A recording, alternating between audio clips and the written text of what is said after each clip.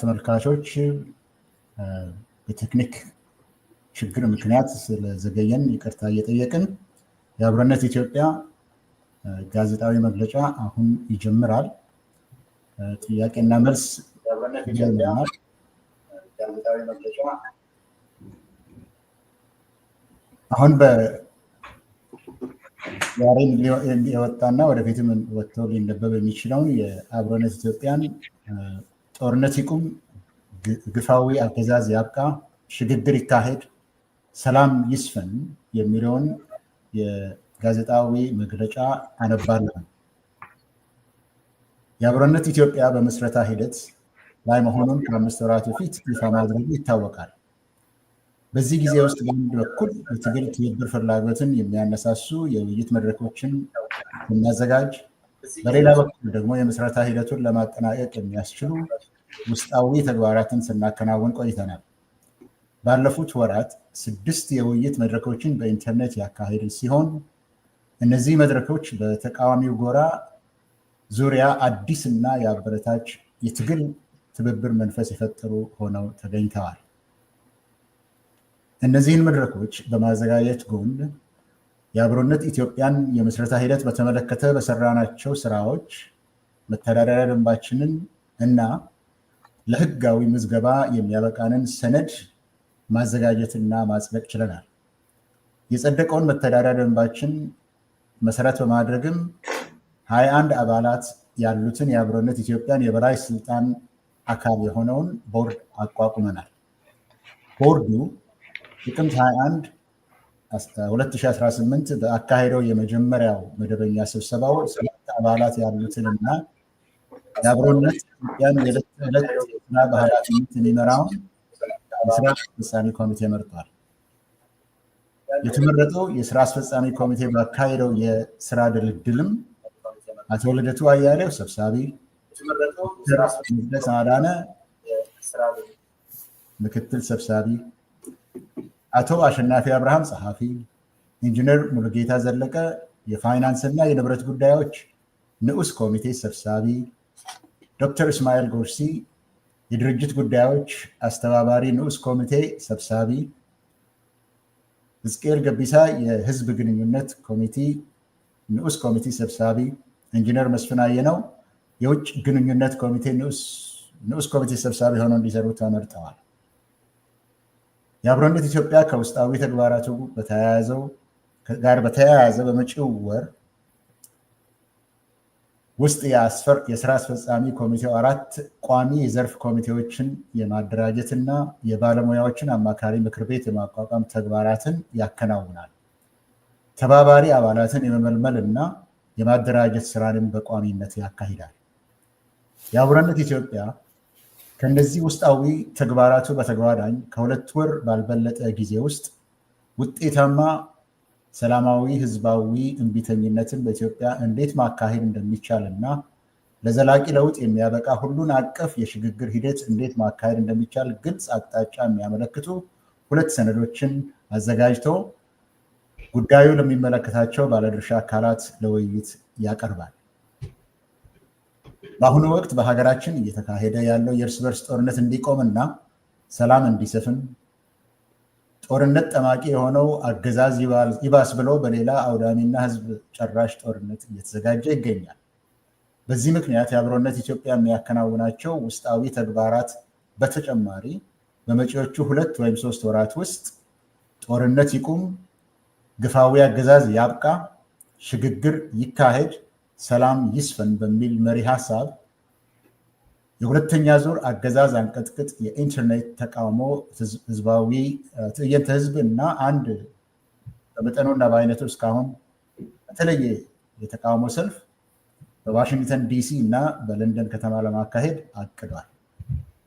እነዚህ የኢንተርኔት እና በሁለቱ ታዋቂ ከተሞች ሊካሄዱ የታሰቡ የተቃውሞ ትዕይንተ ህዝቦች ከመቼውም ጊዜ በላቀ ሰፊ የህዝብ ተሳትፎ የሚታይባቸው፣ ለመጀመሪያ ጊዜ ትርጉም ባለው መጠን ብሔር፣ ሃይማኖት እና የፖለቲካ ርዕዮተ ዓለም ተሻጋሪ የሆኑና ኢትዮጵያዊ ብዝሃነትን በአግባቡ የሚያሳዩ ትዕይንተ ህዝቦች ይሆናሉ ተብለው ይጠበቃል። የአብሮነት ኢትዮጵያ ለመቋቋም የበቃበት ዋናው ዓላማ የወቅቱን የህዝብ ትግል በተጨባጭና ጠንካራ ትብብር ለማሸጋገር ስለሆነ ከፍ ሲል የተጠቀሱትን ሁለት የአጭር ጊዜ መርሃ ግብሮችን ሳይሆን ሌሎች ተመሳሳይ ሚና ለመጫወት ከተቋቋሙ ስብስቦች ጋር በመተባበር የጋራ ግብረ ኃይል በማቋቋም የምናካሂዳቸው የበለጠ ውጤታማ ሊሆኑ ይችላሉ ብለን አምነናል። ስለሆነም እነዚህ መርሃ ግብሮች በጋራ ትብብር ማካሄድ እንድንችል ለኢትዮጵያውያን ስትራቴጂካዊ ትብብር ለድልና ለሽግግር ፎረም፣ ለኢትዮጵያውያን ትብብር ንቅናቄ፣ ለሲያትል የኦሮሞ የፖለቲካ ልሂቃን ስብስብ፣ ለአምስተርዳም የፖለቲካ ልሂቃን ስብስብ፣ ለአማራ ህዝብ ማህበራት በሰሜን አሜሪካ፣ ለትግራይ ተወላጆች ማህበራት በሰሜን አሜሪካ፣ ለደቡብ ብሔሮች የፖለቲካ ኃይሎች ጥምረት ራይዝ፣ ለዓለም አቀፍ ኢትዮጵያን አድን የጋራ ግብረ ኃይል እና ከላይ የተጠቀሱትን መርሃ ግብሮች በጋራ ለማካሄድ ፍላጎት አለን ለምትሉ ሌሎች ድርጅቶች በሙሉ የአብሮነት ኢትዮጵያ የአብሮ መስራት የትብብር ጥሪውን በዚህ አጋጣሚ ያቀርባል። በእነዚህ የአጭር ጊዜ መርሃ ግብሮች ዙሪያ ተባብሮ ከመስራት በተጨማሪም በወቅቱ የህዝብ ትግል ለትብብር እንዲበቃ እገዛ ማድረግን ዓላማችሁ አድርጋችሁ ከተቋቋማችሁ ድርጅቶች ጋራ የአብሮነት ኢትዮጵያ ከመተባበርም አልፎ ተዋህዶ የመስራት ፍላጎትና ቁርጠኛነት ያለው መሆኑን በአጽንኦት ይገልጻል። የተቋቋምነው ለተመሳሳይ ዓላማ ሆኖ እያለ ቁጥራችን መብዛቱ እና በተናጠል መጓዛችን ከጥቅሙ ይልቅ ጉዳቱ ያመዝናል ብለን ስለምናምን በእኛ በኩል ጠንካራ ህብረት ፈጥሮም ሆነ በአንድነት ተዋህዶ ለመስራት ከልባችን ዝግጁ ስለመሆናችን ለማሳወቅ እንወዳለን። የአብሮነት ኢትዮጵያ ከዚህ በላይ የተጠቀሱትን ተግባራት በማከናወንና በማቀድ ላይ የሚገኘው በዋናነት አንድ ወሳኝ ህዝባዊ ዓላማን ለማሳካት ነው። ይህ ዓላማ በአሁኑ ወቅት በተቃውሞ ትግል እንቅስቃሴ ላይ የሚገኙ የፖለቲካ ኃይሎች በጋራ የህዝብና የሀገር ህልውና ጉዳይ ዙሪያ ተሰባስበው አገዛዝ አንበርክክ ሰላማዊ ህዝባዊ እምቢተኝነት በማካሄድ የህዝቡን ትግል ለአሸናፊነት እንዲያበቁት በአሸናፊነቱ ማግስትም ለሀገራችን ዘላቂ ሰላም የሚያመጣ ሁሉን አቀፍ የሽግግር መንግስት ለማቋቋም እንዲያበቁ ሁለንተናዊ ጥረትን እና እገዛን ማድረግ ነው። እነዚህ አጀንዳዎች ሀገርንና ህዝብን ከህልውና ጥፋት የሚታደጉ እጅግ ወቅታዊና አንገብጋቢ የጋራ አጀንዳዎች ናቸው ብለን እናምናለን። ከተጋረጠብን የህልውና አደጋ መትረፍና እንደ ህዝብና ሀገር መቀጠል የምንችለው እነዚህን አጀንዳዎች በብቃት በማሳካት ነው። ጦርነት ልናስቆም፣ የግፍ አገዛዝን ልናስወግድ እና በአዲስ የሽግግር ሂደት ሰላምን በዘላቂነት ልናሰፍን የምንችለው በአሁኑ ወቅት በበርካታ የዓለም ሀገራት እየተካሄደ ያለውን ጀንዚ ተብሎ የሚታወቀውን ንቅናቄ በወጣቱ ትውልድ ግንባር ቀደም ተሳትፎ የሚካሄድ ህዝባዊ እምቢተኝነትን በማካሄድ መሆኑን አምነን መቀበል ለተግባራዊነቱ በፍጥነት መዘጋጀትና መስራት ይጠበቅብናል።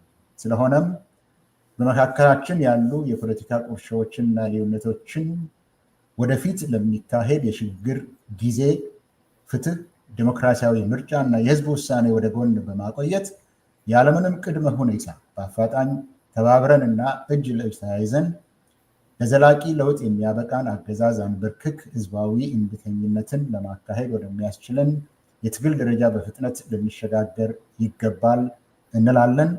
የአብሮነት ኢትዮጵያ ጥቅምት 29 ቀን 2018 ዓ.ም ስንተባበር እናሸንፋለን። መግለጫው ይሄ ሲሆን ከጥያቄና መልስ ከጋዜጠኞች ለሚቀርብ ጥያቄና መልስ ከመስጠታችን በፊት ምናልባት በዝርዝሩን የተመረጡትን የስራ አስፈጻሚ አባላትን እንደገና ሰብሳቢያችን አቶ ልደቱ የምታስተላልፉትም ፎቶግራፎችን እያያችሁ እንድታስተዋውቁልን የአንድና የሁለት ደቂቃ ጊዜ በመውሰድ አቶ ልደቱ ሁሉንም እንድታስተዋውቅ አሁን እድል ልሰጥ እፈልጋለሁ። አመሰግናለሁ ፕሮፌሰር ሕዝቅኤል። በቅድሚያ ይሄ ፕሮግራም 3 PM ላይ ነበረ እንዲተላለፍ የታሰበው፣ ግን በጣም ያልታሰበ እንግዲህ ሁልጊዜ እንዲህ አይነት ዝግጅት ሲኖረን በጣም በሰዓት በማቅረብ ነው የምንታወቀው። ዛሬ ግን ያው የቴክኖሎጂ ጉዳይ ሆነና ያላሰብነው ችግር ገጥሞን ያው ሰዓታችንን ጠብቀን ማቅረብ አልቻልንም። በዚህ ምክንያት ስርጭቱን ማስተላለፍ ጀምረው የነበሩ ሚዲያዎች ሁሉ መቀጠል ሳይችሉ ቀርተዋል። ግን በ3 ወይም በ4 መገናኛ ብዙሃን አሁን እየተላለፈ እንደሆነ እያየን ነው እና ለተፈጠረው ችግር ጥፋቱ የኛ ነው። ከልብ ይቅርታ እንጠይቃለን። በቅድሚያ ያው የአጠቃላይ የመግለጫው ይዘት አሁን በንባብ ቀርበዋል። ከህብረተሰቡ አንዳንድ ጥያቄዎች ነበሩ። ከዚህ ቀደም ብዙ ጊዜ የአብሮነት ኢትዮጵያን ወክዬ በተለያዩ መድረኮች መግለጫ የምሰጠው እኔ ስለነበርኩ ሌላ ሰው የለም ወይ እነማን ናችሁ የሚል ጥያቄ ይቀርብ ነበር እና በእኛ በኩል ግን ያው ውስጣዊ ዝግጅት እያደረግን ነበር እንጂ ብዙዎች ነበርን መጀመሪያ። ነገር ግን ላለፉት 5 ወራት ያው ሰፊ ስራዎች ስንሰራ ነው የቆየ ነው። በአንድ በኩል በመግለጫው እንደቀረበው ወደ 6 ህዝባዊ መድረኮችን አዘጋጅተናል በኢንተርኔት። ቀላል የማይባል የህዝብ ተስፋ ፈጥረዋል። ቀላል የማይባል የመተባበር መንፈስ ፈጥረዋል። ከዛ በተጓዳኝ የውስጣዊ ድርጅታዊ ስራችንን ለማጠናከር መተዳደሪያ ደንብ አውጥተናል። ለምዝገባ የሚያበቃንን ሰነድ አዘጋጅተን ጨርሰናል።